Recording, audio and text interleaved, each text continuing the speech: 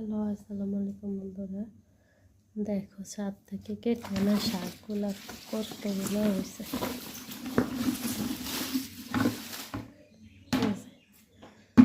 কতগুলো দেখেন। এখন আমি এগুলো কেটে নিব।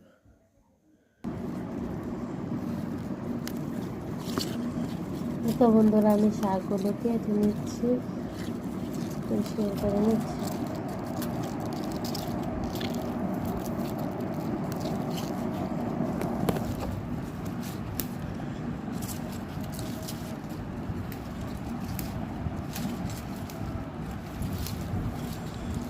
যতটা সম্ভব নিয়ে নিচ্ছি।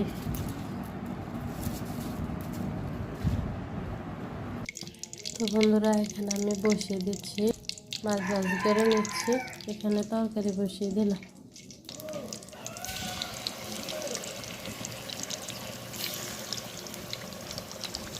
বসিয়ে দিচ্ছি।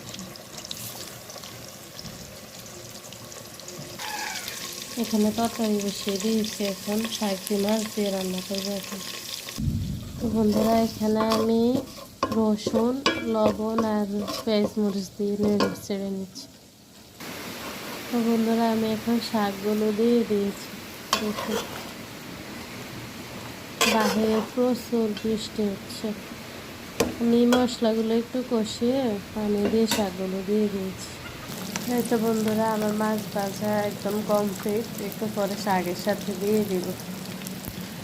এই যে দেখি শাকগুলো কতটা হয়েছে।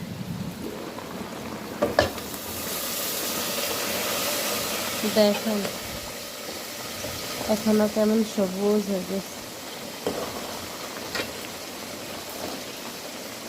এখানে আমি শাকগুলোকে সাধারণভাবে রান্না করতেছি। হলুদ, মরিচ, লবণ আর রসুন, একটু জিরে গুঁড়া, বাড়তি কিছু দেই নাই।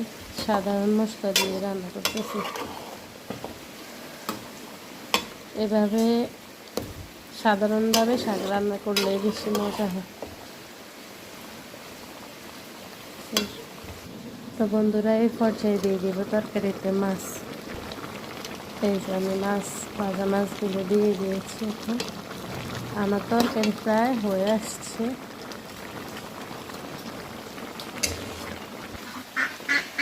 দেখো বন্ধুরা, কতগুলো হাঁস।